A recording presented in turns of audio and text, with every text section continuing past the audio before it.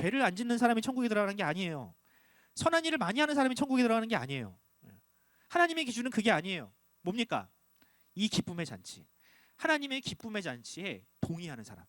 이 기쁨에 동의하는 사람. 내 기쁨이 아니라 내가 생각하는 이 세상적인 기쁨에 휘둘리는 사람이 아니라 하나님께서 깁 주시려는 그 기쁨에 동의하는 사람들. 그 사람들이 바로 천국에 합당한 사람이라고 얘기하는 거예요.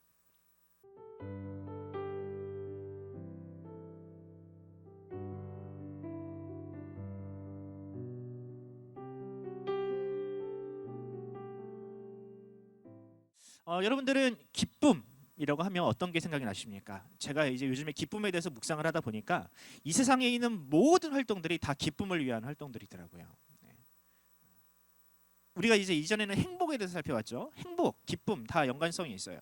이 세상에 있는 모든 산업은요, 다 사람의 기쁨을 충족시키기 위해서 이루어지고 있는 것들입니다. 여러분들이 입고 있는 옷, 뭐 그냥 대충 걸친 거긴 하지만 그래도 여러분들에게 기호, 여러분들의 취향이 맞는 거잖아요. 이것도 일종의 기쁨의 일환이죠. 또 여러분들이 쓰고 있는 핸드폰, 애플이냐 삼성이냐, 어떤 게 여러분들에게 더 그 취향에 더 낫습니까? 어떤 친구에게는 애플이, 어떤 친구에게는 삼성이 더 나을 수 있어요. 이게 또 역시 마찬가지로 기쁨에 관련된 활동들이 할 수 있어요. 현대인들은 기쁨, 나에게 기쁨을 주는 것이라면 돈을 아까워하지 않습니다. 그런가요? 내 선에서, 내가 지출할 수 있는 선에서 내 기쁨, 나에게 이것이 기쁨이 된다면 그것을 지출하는데 거리낌이 없어요. 아무리 비싼 명품이라 할지라도 그것을 내 기쁨을 위해서라면 지출을 하죠. 인간의 기쁨이 현대인들에게 가장 왕성하게 일어나는 공간이 어디냐라고 할 때는 저는 SNS라고 생각을 합니다. 나의 기쁨을 공유를 하고요. 그것들을 보면서 또 다른 사람들은 힐링을 해요. 네. 최근에 제가 인스타를 시작을 했는데 누구 때문에 누가 열심히 도와주고 있어가지고 거기에 제가 이제 간간히 저의 둘째 딸의 동영상을 올립니다. 그냥 올려봤어요. 그랬더니 사람들의 반응이 폭발적이었더라고요. 그 또래 애가 제일 이뻐. 예, 하여튼 그 시절을 지나가면 이게 미운 짓도 많이 하고 막 그러는데 그 시절에는 정말 순수하고 정말 이뻐요. 얘가 길거리에 산책을 하다 보면 시도 때도 없이 춤을 춰요. 엄마 아빠 앞에서 막 춤을 춰. 근데 그 모습이 너무 나 혼자 보기 아까워가지고 동영상을 녹화해놓고 그것을 올렸더니 사람들의 반응이 폭발적이야. 올린 지 하루도 안 돼가지고 막 3천 조회수를 막 찍고 막 그러더라고요. 인스타를 시작한 지 막 한 달도 안 됐는데. 그래서 나유리 사진이 나유리가 내 인스타의 거의 지분의 대부분을 차지하고 있죠. 근데 이런 걸 보면서 저는 뭘 느꼈냐면 사람들이 현대인들은 이 기쁨을 이 오프라인이라는 공간을 통해서 표출하기보다 이제는 온라인 SNS를 통해서 자신의 기쁨을 표출하는구나. 그리고 또 사람들은 그것을 보고 좋아요를 누르면서 그것을 똑같이 그 감정을 공유하는구나라는 사실을 좀 새삼 깨닫게 되었습니다. 이처럼 인간의 모든 활동은 다 기쁨으로 해석이 되고 그것이 원동력이 됩니다. 이 기쁨이 없다면 이 세상에 있는 모든 활동들은 다 의미를 잃어버릴 거예요. 자, 오늘 본문 우리가 읽었던 본문을 보면 굉장히 대조적인 한 사람과 또 한 사람이 나옵니다. 기쁨으로 충만해서 뛰어놀던 사람과 또 전혀 기쁨을 만끽하지 못했던 또 한 사람이 나오는데 왜 이런 이 사태가 이런 비교, 이런 대조적인 모습이 나타나는지 한번 살펴보도록 할게요. 오늘 본문의 핵심은 법궤입니다. 언약궤. 언약궤, 법궤 뭐 똑같은 거죠. 똑같은 걸 부르는 이름이에요. 그 안에 뭐가 들어 있습니까? 십계명의 두 돌판이 들어있죠. 출애굽하고 나서 하나님께서 시내산에서 그들을 위해서 하나님의 법, 율법을 주시면서 대표적인 십계명을 주시고 그것을 법궤 안에 두고 그것을 굉장히 거룩하게 지키라고 하셨어요. 구약의 백성들은 그것이 굉장히 신성한 물건이다. 하나님의 보좌다. 시은 좌다. 은혜가 시작되는 곳이다. 라고 하면서 그 법궤를 굉장히 신성시하게 여겼죠. 자, 그런데 이 사무엘서에 넘어오면서 이 법궤가 일종의 주인공처럼 역할을 합니다. 그러니까 사무엘서는 다윗의 이야기이기도 하지만 법궤의 이야기이기도 해요. 법궤의 이야기. 법궤가 어디로 왔다 갔다 하면서 일어나는 일들이 사무엘서에 기록되어 있어요. 사무엘서에서 법궤가 가장 먼저 등장하는 사건이 뭔지 아십니까? 블레셋과의 전투죠.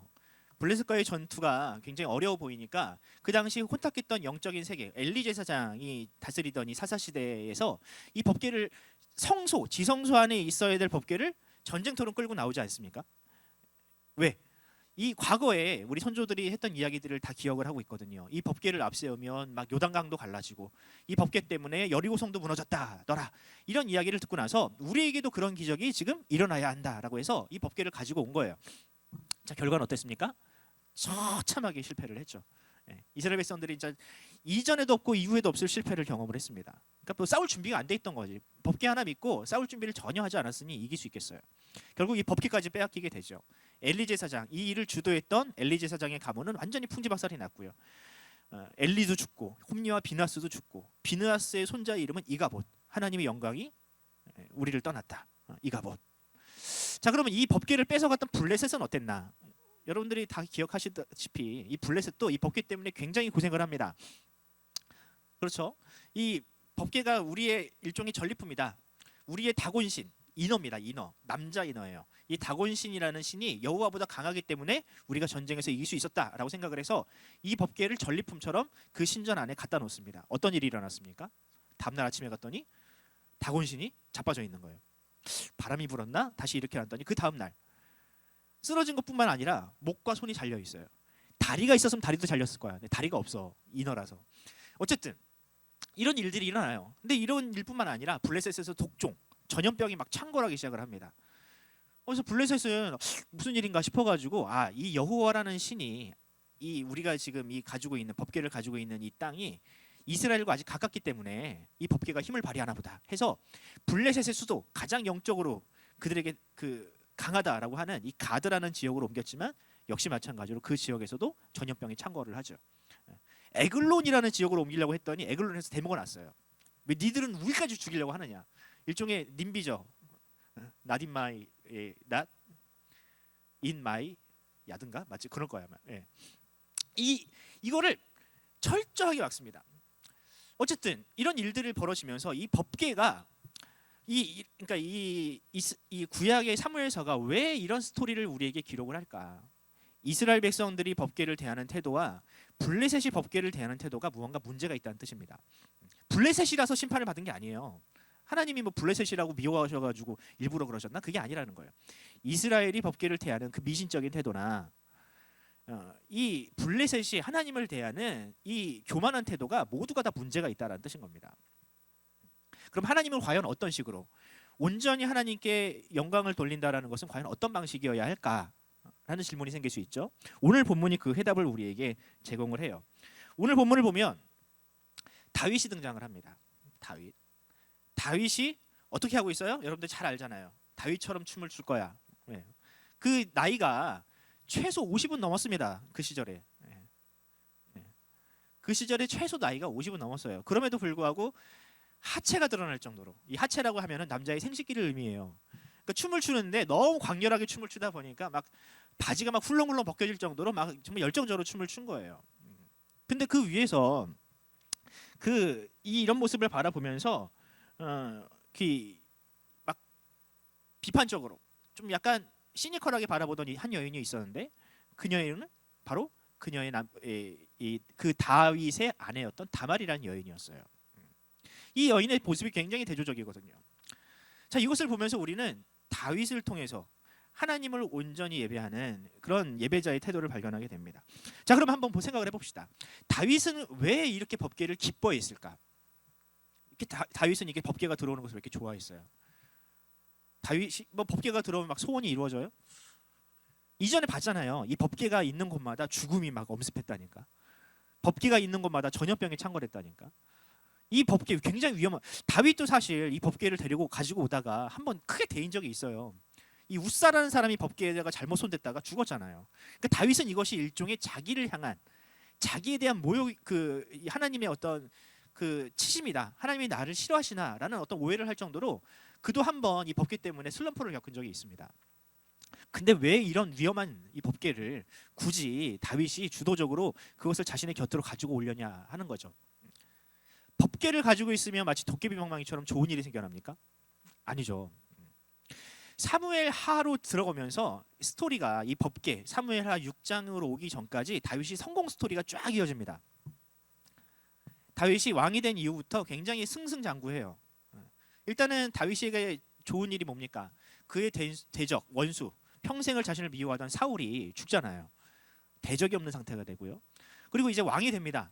왕이 되는데 스토리를 잘 읽어보면 다윗을 지지하는 유다 지파의 나라와 또 사울을 지지했던 이 베냐민 지파 그리고 그 나머지 11지파들이 갈라져요. 나라가 잠깐 갈라져 있어. 한 12년 정도 갈라져 있어요.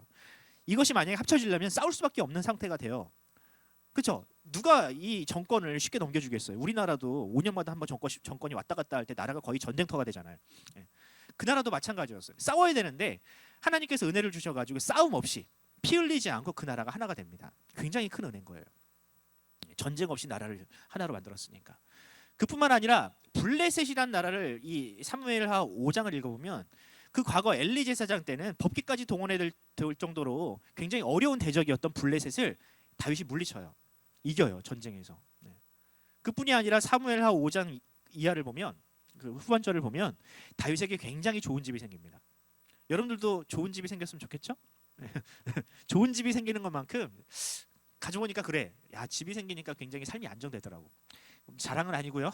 어쨌든 집이 생기는 거 굉장히 좋은 일인 거예요. 그의 왕권이 얼마나 탄탄한지를 보여주는 겁니다. 다윗에게는 굉장히 좋은 일이 많이 생겼어요. 다윗의 인생은 승승장구했어요. 법궤가 없어도, 하나님의 법궤가 없어도 그의 인생은 굉장히 찬란했습니다. 그런데 왜 이 법궤라는 위험 부담을 다윗이 안으려고 하냐라는 거예요. 굳이 왜? 다윗의 인생의 목적은 그것들이 아니었던 겁니다. 다윗의 인생의 목적은 좋은 집을 가지는 것도 아니었고, 한 나라의 왕이 돼서 떵떵거리며 사는 것도 아니었고, 전쟁에 나서 전쟁에서 이기는 것도 그의 인생의 목적이 아니었다라는 거예요.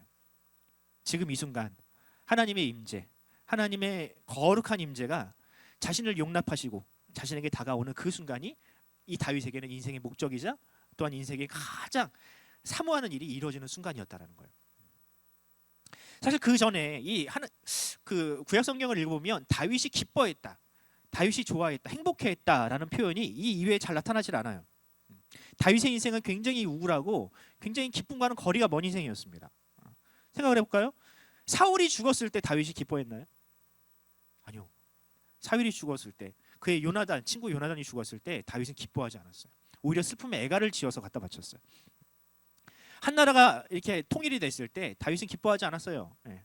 오히려 그로 말미암아 피 흘려야 했던 사람들로 말미암아 다윗은 슬퍼했어요. 기뻐했다는 표현이 없어요. 뭐 블레셋을 이겼을 때, 그가 의리의리한 성을 가졌을 때 기뻐했나? 그렇지 않아요. 오히려 그는 너무 좋은 데서 사니까 좀 근심했어요. 자, 제가 한번 사무엘하 7장 2절을 여러분들에게 보여드릴게요. 이게 어떤 장면이냐면, 다윗이 하나님의 성전을 건축하기로 마음을 먹던 순간, 그러니까 너무 좋은 왕궁에서 사니까 이런 말을 해요. 왕이 선지자 나단에게 이르되, 볼지어다 나는 백향목 궁전에 살거늘 하나님의 궤는 휘장 가운데 있도다.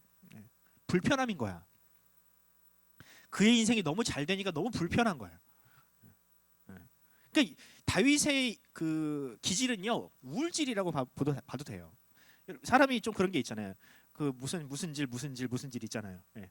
근데 다윗은요, 우울질이에요. 우울질. 기쁨과는 약간 거리가 먼, 굉장히 조심스럽고 뭔가 신중하고, 그래서 좀 걱정이 많은 그런 인생이었어요. 그런데 그런 다윗이 지금 어때요? 굉장히 행복하게 뛰어놀고 있단 말이에요.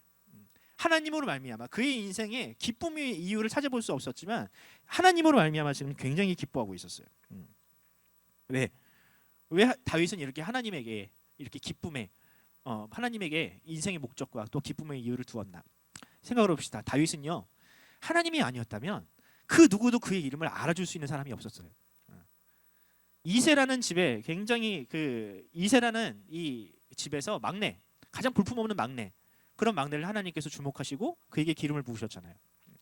또 모함을 당해서 사울에게 평생 쫓겨다닐 때도 그에게 하나님은 늘 함께 하심으로 그의 인생을 지켜주셨잖아요. 지금은 또 이렇게 한 나라의 왕으로 세워주셨는데, 그 하나님, 자신이 평생 사모하고 만나고 싶고 예배하고 싶던 그 하나님이 이제는 그 법궤가 제자리를 찾아서 하나님께 온전히 예배할 수 있는데 다윗이 어찌 기뻐하지 않을 수 있겠습니까? 이것이 다윗의 기쁨이었습니다. 자, 그런데 이 광경, 다윗이 정말 기뻐 뛰어노는 이 장면을 보고 기뻐하지 못했던 한 사람 누굽니까? 다말이었습니다. 자, 다말이 오늘 본문을 보면 여호와에게가 다윗성으로 들어올 때에 사울의 딸 미갈이 어떻게 창으로 내려다보다가라는 표현이 있어요. 내려다보다가입니다. 네. 저는 이 미갈의 위치, 수직적인 위치가 그의 마음의 상태를 대변한다고 생각을 합니다. 다른 사람들은 다 여호와의 궤 앞에서 뛰어놀고 있는데 그 혼자 저 높은 성 위에서 내려다보고 있는 거야. 다윗도 하나님의 궤도. 네. 무슨 뜻입니까? 그의 마음이 그만큼 높아져 있다는 뜻이에요. 하나님도 내려다볼 정도로 그 하나님을 기뻐하지 않을 뿐만 아니라 하나님도 그의 인생에 그다지 중요한 것이 아닐 정도로 그의 마음은 굉장히 높아져 있어요. 그녀의 마음은 무엇이 그녀로 하여금 이렇게 기뻐하지 못하는, 또 하나님을 이렇게 깔보고 다윗까지도 이렇게 내려다보는 그런 마음을 가지게 했을까요? 저는 미갈의 마음이 조금 어느 정도 이해가 가는 게, 생각을 해봅시다. 그 다윗이 왕이 될 수 있었던 것은 결국 사울의 죽음 때문이었잖아요. 사울이 죽을 때 하나님께서 사울을 보호하셨나요? 아니죠. 하나님께서 그냥 사울을 내버려 두셨어요. 왜? 사울은 하나님 앞에 늘 교만한 인생이었거든. 그래서 내버려 두셨어요. 미갈의 입장에서는 어떨까? 나의 아버지가 하나님에게 버림을 받았어. 그럼 그런 하나님을 기뻐할 수 있을까? 미갈의 입장에서는 그럴 것 같아요. 또 이렇게 생각을 해봅시다. 지금 다윗이 굉장히 우울질인 사람이었다 그랬잖아요. 미갈도 알아요. 그런데 그런 다윗이, 자신에게는 한 번도 미소를 보여주지 않았던 그 다윗이 지금 굉장히 기뻐하면서 생전 보지 못한 미소와 또한 그 몸짓으로 하나님 앞에서 뛰어노는 모습을 보면 여성의 입장으로 어떨 것 같아요? 여성들, 여기 여자분들 어떨 것 같아요? 내 남자가 나는 사랑하지 않는데 다른 누군가를 바라보며 그것이 하나님일지라도 그런 미소를 보여준다면 어떨 것 같아요? 굉장히 질투가 나지 않겠습니까? 미갈의 입장에서는 그럴 것 같아요. 또 한 가지, 미갈은 지금 하나님의 언약궤로 인해서 얻을 것이 없는 인생이라고 생각을 했어요. 이미 다윗으로 말미암아 모든 성공을 맛본 인생이잖아요. 한 나라의 여왕이 됐다니까. 모든 명품을 다 모든 좋은 것들을 다 가질 수 있는 입장이었다니까요. 이 미갈이 하나님의 언약궤로 말미암아 기뻐할 이유가 없었던 거예요. 미갈에게는. 언약궤가 들어오던 말던, 오히려 언약궤는 위험하지. 블레셋에서 있던 일을 다 아니까 저 언약궤 근처에 가면 잘못하면 전염병에 걸릴 수 있다. 그러니까 이렇게 저기 멀리, 마치 우리가 코로나 시대에 저 교회를 멀리하고 교회를 많이 떠난 것처럼 미갈에게는 또 그랬던 거예요. 미갈은 언약궤를 기뻐하지 않았습니다. 아니, 엄밀히 말하면 하나님에게 무언가를 기뻐할 만한 이유를 미갈은 찾지를 못했어요. 미갈에게는 일종의 그 기쁨이 조건적이었던 거죠. 조건적인 기쁨. 나에게 무엇을 하나님께서 해주셔야 내가 기뻐할 수 있는 것. 하나님이 내게 무엇을 받아야만 내가 하나님을 기뻐할 수 있는 굉장히 조건적인 믿음이 이 미갈에게는 있었던 겁니다. 하지만 다윗에게는 그런 것이 아니었어요. 다윗에게 기쁨은요, 하나님이 나를 용납하셨다는 믿음, 이 비천하고 이 부족한 나를 하나님께서 주목하시고 나를 자녀 삼으셨다는 믿음, 그 믿음이 다윗의 기쁨의 원천이었습니다. 다윗은 하나님을 조건적으로 기뻐하거나 사랑하지 않았다는 뜻이에요. 바로 이 기쁨이 우리 안에 있어야 하는 기쁨입니다. 우리도 세상을 살면서 굉장히 조건적으로 기뻐하지만 우리가 신앙생활을 하면서 특히 하나님을 대할 때는 이런 조건적인 기쁨 또 혹은 그 이유를 버려야 해요. 하나님이 우리를 사랑하셨고 우리를 자녀 삼으셨다. 그 누구도 우리를 향한 하나님의 사랑을 끊을 수 없다 라는 것을 우리가 믿어야 합니다. 바울도 동일한 이야기를 합니다. 바울도 넘어갈게요. 넘어갔다.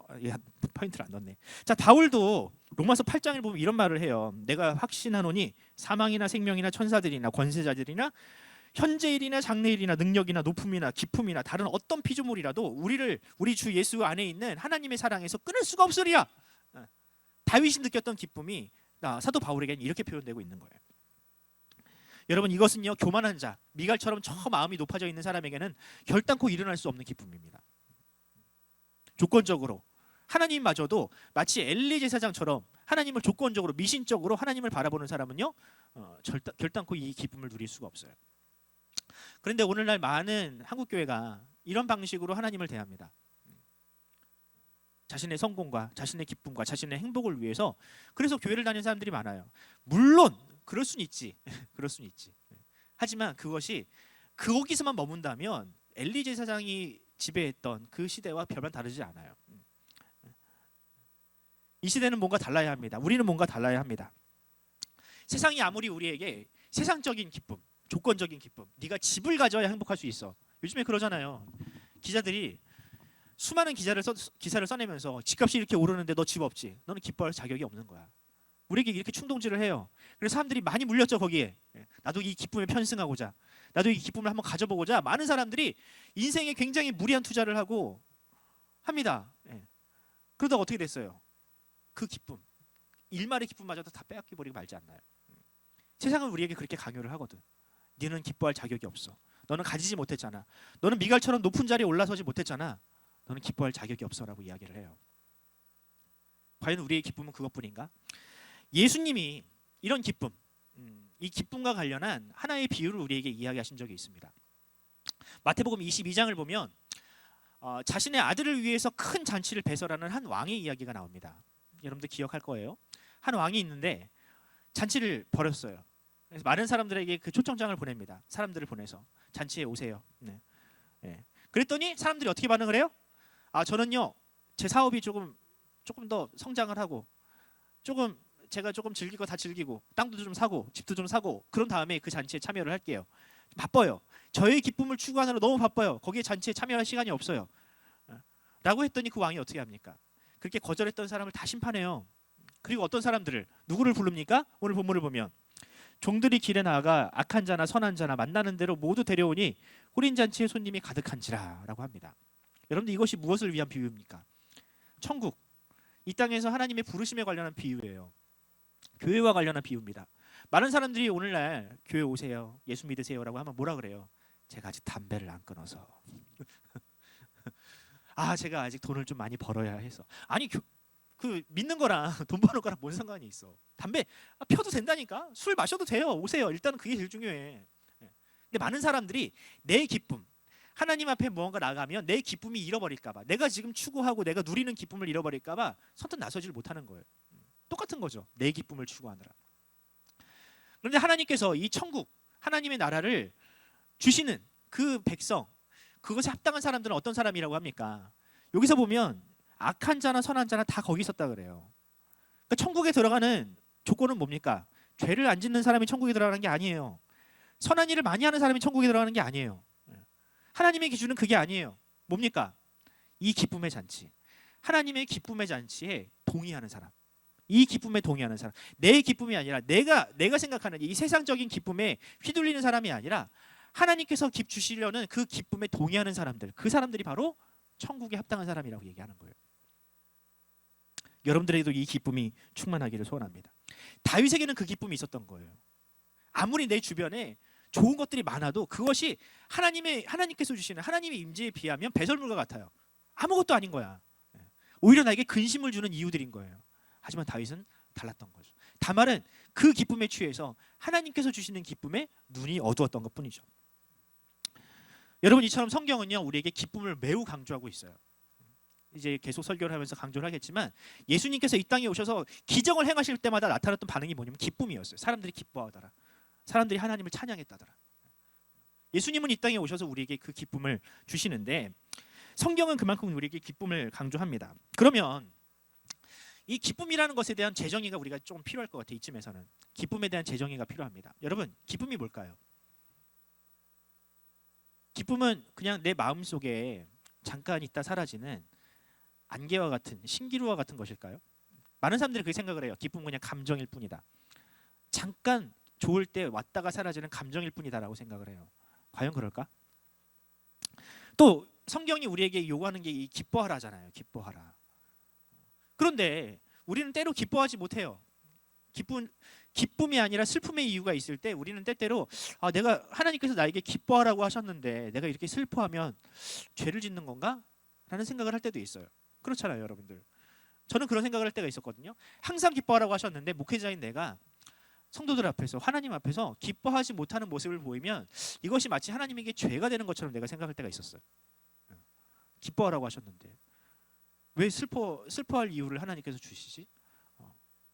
왜 하나님은 항상 기뻐하라고 하셔가지고 이 인생들에게 피곤해 성도들에게 하여금 굉장히 이렇게 죄의식을 주실까라는 생각을 할 때도 있었어요. 저는 그 해답을요, 이 기쁨에 대한 해답, 이 과연 기쁨이 무엇일까에 대한 해답을 예수님의 기도에서 발견합니다. 요한복음 17장을 보면요, 왜 우리는 기뻐하기만 해야 하나요? 라는 질문에 대해서 요한복음 17장은 이렇게 얘기합니다. 요한복음 17장이 뭐냐면 예수님께서 십자가에 달리시기 직전에 제자들을 위한 기도하시는 장면인 거예요. 하나님의 이름을 불러가며 제자들을 위해서, 이 땅에 있는 성도들을 위해서 기도하셨는데 그 내용 중에서 이 포인트가 있습니다. 11절을 보면 거룩하신 아버지여 내게 주신 아버지의 이름으로 그들을 보전하사 그들을 지켜주사 우리와 같이 그들도 하나가 되게 하옵소서라는 말씀이 있습니다. 또 13절을 보면 이런 말씀이 있어요. 내가 세상에서 이 말을 하옵는 것은 그들로 내 기쁨을 그들 안에 충만히 가지게 하려 함이니다 라는 말씀을 합니다. 자, 이 말씀을 제가 해석해 드릴게요. 여러분들은 이제 제 설교를 쭉 들었기 때문에 이해할 수 있을 거예요. 우리와 같이 그들도 오라는 말씀이 무슨 뜻이냐면 하나님의 형상, 하나님의 능력, 하나님이 가지고 있는 그 형상이 우리에게도 있게 하옵소서라는 뜻인 겁니다. 우리가 잃어버렸던, 우리가 죄로 말미암아 잃어버렸던 하나님의 형상, 그것이 우리들이 가지고 있는 삼위 하나님이 가지고 있는 그 형상이 회복되기를 원합니다라는 기도인 거예요. 자, 그런데 그 하나님의, 우리가 회복해야 할 하나님의 형상의 가장 중요한 것이 뭐냐 하면 13절에 기쁨이라는 거예요. 태초부터 가지고 계셨던 그 하나님의 형상 중에 가장 중요한 포인트는 뭐였냐면 기쁨이었다는 거예요. 하나님은 기쁨을 위해 이 세상을 창조하시고, 하나님은 우리를 자신의 자녀 삼으시고 자신의 피조물 삼으신 우리들을 영원히 기뻐하고 계십니다. 여러분, 이 사실을 믿으십니까? 여러분, 하나님은 변치 않으시는 분이잖아요. 하나님이 사랑하시기로 작정하시면 그 사랑은 절대로 변하지 않습니다. 하나님이 누군가를 기뻐하시기로 작정하셨으면 그 기쁨은 취소가 되지 않는다고요. 나의 조건, 나의 죄, 나의 어떤 부주의함, 이것 때문에 하나님이 우리를 향한 그 사랑을 취소하지 않으신다니까요. 우리를 향한 그 기쁨을 결코 거두지 않으신다니까요. 그런데 우리는 어떻습니까? 우리는 조건적으로 상황에 따라서 우리의 기쁨이 왔다 갔다 해요. 우리의 감정이라고 생각하니까 그런 거예요. 아니에요. 하나님께서 우리에게 주신 형상, 그 안에 있는 기쁨은요, 그런 것이 아니에요. 우리가 하나님의 형상을 회복하면 하나님을 바라볼 때, 이 세상을 바라볼 때, 이웃을 바라볼 때 그렇게 조건적으로 바라보지 않을 수 있습니다. 그것은 단순히 감정이 아닌 거예요. 그것은 능력인 거예요. 하나님의 능력, 하나님의 기쁨의 능력, 사랑의 능력이 하나님의 형상이 회복된 우리 안에서는요, 더 이상 그것이 조건적으로 휘둘리지가 않는 거예요. 변함없이 우리를 사랑하시고 기뻐하시는 하나님을, 우리도 하나님을 사랑할 수 있어요. 우리만 하나님을 사랑하는 것이 아니라, 우리만 하나님을 향한 기쁨의 의무가 있는 것이 아니라, 이미 우리를 하나님께서 이미 사랑하시고 먼저 기뻐하셨기 때문에 우리도 하나님의 형상이 회복되어서 하나님을 그렇게 기뻐할 수 있는 겁니다. 바로 그것이 다윗이 가졌던 기쁨이에요. 조건 없이 하나님 되심으로 말미암아, 내가 하나님의 자녀 됐다라는 그 사실로 말미암아, 그 믿음으로 말미암아 다윗은 그 어떤 조건에도 휘둘리지 않고 하나님을 기뻐할 수 있었던 거죠. 그 기쁨을 빼앗기지 않을 수 있었던 거죠. 물론 때때로 슬프고 어려우고 좌절되는 일이 생기면 슬퍼할 수 있어요. 하지만 그 안에 있는 하나님을 향한 기쁨만큼은 결코 빼앗기지 않는다니까요. 바로 우리에게 이 기쁨이 회복되어야 합니다. 바로 우리에게 그 기쁨이 회복되어야 합니다. 예수님은 이 땅에 오신 목적이 바로 우리에게 그 기쁨, 하나님의 형상을 회복하시기 위해서 이 땅 가운데 오셨어요. 다윗도 마찬가지입니다. 오늘 본문을 여기 있어요. 기쁨은 단지 감정이 아니라 우리가 회복해야 할 하나님의 형상의 능력이다. 자, 이 기쁨을 회복시키시려는 예수님의 어떤 사역이 다윗을 통해서 살짝 나타나요. 다윗의 모든 사역은요, 예수님의 예표예요. 다윗의 활동을 한번 봅시다. 다윗이 하나님의 언약궤가 들어오고 그것을 너무 좋아서 행복해서 뛰어놀 때 다윗이 이런 그 정책을 폈는데, 뭐냐면 나만 이 기쁨을 누릴 수 없다, 너희들도 나랑 같이 기뻐하자 하면서 사람들에게 나눠줍니다. 뭐? 떡과 고기. 한번 읽어봅시다. 같이 시작. 다윗이 번제와 화목제를 드리기를 마치고 온 이스라엘 무리에게 남녀를 막론하고 떡 한 개와 고기 한 조각과 건포도 떡 한 덩이씩을 나누어 주매. 다윗은 내가 가지고 있는 기쁨이 마땅히 다른 사람과 나눠야 하는 것이라고 생각을 했어요. 내가 한 나라의 왕으로서 하나님께서 나를 왕으로 세우신 것은, 나에게 기쁨을 주신 것은 이 기쁨을 다른 사람에게도 나누라라는 하나님의 뜻이라고 다윗은 생각했던 거예요. 그래서 다윗은 이 사람들에게 뭘 나눠줍니까? 떡과 고기와 먹거리를 나눠줬어요. 사람들이 가장 원초적으로 기뻐할 수 있는 그 기쁨의 이유를 제공을 했어요. 내가 이것은 하나님으로부터 받은 것을 너에게 주는 것이다. 그러므로 이것은 하나님이 주시는 것이니까 너희가 마음껏 먹으라고 한 거예요. 이 사역이 예수님을 통해서도 재현되는 거예요. 다윗에게 있는 그 기쁨이 백성들에게 나눠졌듯이 예수 그리스도 안에 있는 그 기쁨이 예수님의 몸을 먹고 마시는 우리를 통해서, 예수님의 십자가 은혜로 말미암아, 예수님으로 말미암아 구원을 받은 우리를 통해서 그 기쁨이 나누어지고 있는 거죠. 다윗의 이 행동은 곧 예수님의 십자가 그리고 성찬식을 통해서 예수님의 몸과 떡을 피를 먹고 마시는 우리를 통해서 역시 마찬가지로 이루어지고 있는 거예요. 예수님은 우리에게 이 기쁨을 주시기를 원하셨습니다. 그러므로 하나님의 형성을 회복한 우리들은 조건 없이 하나님으로 말미암아 기뻐할 수 있는 능력이 생겼습니다. 이 사실을 믿으시기 바랍니다. 그러므로 우리는 이 기쁨을 회복한 자로서 우리가 지난주에도 살펴봤고 지지난주에 봤던 이 말씀 데살로니가 교회를 향한 바울의 권면을 비로소 이룰 수가 있는 거예요. 같이 읽어볼까요? 시작.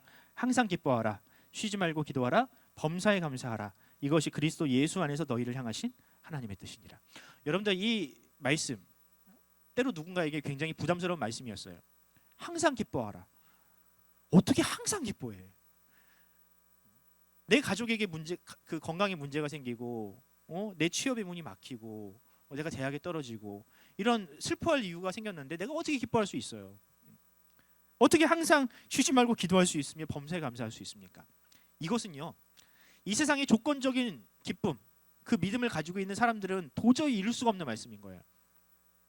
이 말씀은 오직 하나님의 형상을 회복한 진정한 그리스도인만이 이룰 수 있는, 하나님의 능력을 회복한 사람들이 할 수 있는 그런 반응입니다.